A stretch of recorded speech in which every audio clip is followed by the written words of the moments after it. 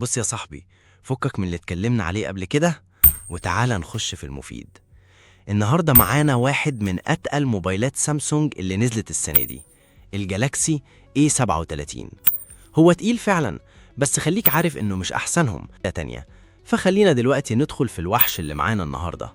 أول حاجة بنبدأ بيها التصميم زي ما تعودنا، بس قبل كده أحب أفكرك يا صديقي العزيز باللايك اللي بيدخل زي السهم في قلبي، والسبسكرايب وفعل الجرس عشان يجيلك كل جديد. نبدأ بالخامات اللي تفتح النفس. الموبايل جاي بظهر إزاز فيكتوس بلس محمي ضد الخدش والكسر، مع إطار بلاستيك متين، وزنه 196 جرام. هو تمام كنسبيا، بس هتاخد بما يسمى الكفاءة، ومعاه مقاومة للمية بشهادة IP68. حلاوة وتقل ومقاومة كطبيعة سامسونج. نروح بقى الملعب سامسونج.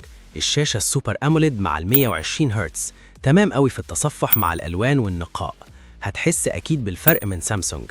ومعاك مساحة 6.7 إنش، بس معاك بقى هنا سطوع بيوصل ل 1900 شمعة، يعني مش هتغزلك تحت الشمس. الشاشة هنا حلوة وسطوع تمام، يعني انت مش هتحتاج حاجة تاني من الشاشة. تحت الكبوت بقى في معالج إكسينوس 1480 بتكنولوجيا 4 نانو، وده نفس معالج ال A55.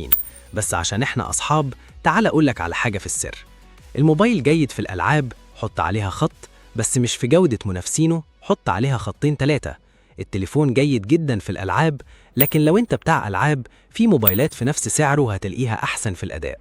الكاميرات زي ما تعودنا من سامسونج في حلاوة صورها. الكاميرا هنا 50 ميجا بكسل، فيها مثبت بصري حقيقي OIS. الصور بالنهار تفاصيلها مرعبة، وبالليل المعالجة بتخلي الصورة تنور. ثواني، ستوب. مين قال ستوب؟ ايه انت لسه معانا وما عملتش لايك؟ فرحنا كده بلايك وسبسكرايب ونكمل، عشان انا حاسس اني تقلت عليك.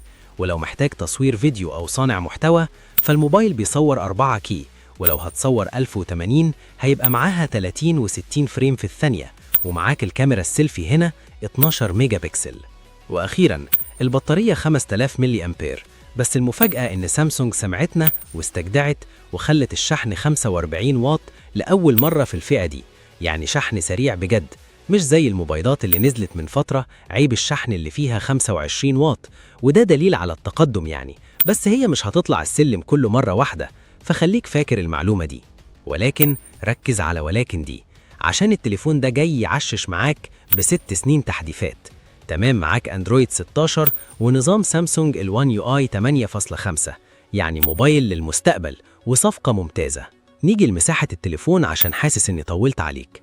اول نسخة بتيجي معاك 128 جيجا مع 8 رام، وتاني نسخة 256 جيجا مع 8 رام، والنسخة التالتة 256 جيجا مع 12 رام. بس معاك هنا عيب ان مفيش دعم للكارت الميموري مع الشريحة كطبيعة سامسونج، وصوت ستيريو مع ميكروفون عازل للضوضاء.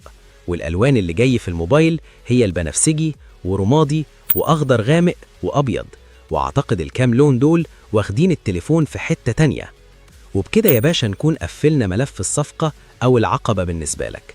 وقول لي رأيك، يمكن تنورني بمعلومة مطفية عندي. وما تنساش اللايك اللي بيساعدني إني أكمل، مع اشتراكك وفعل الجرس عشان تشوف كل جديد. وأشوفكم فيديو جديد إن شاء الله.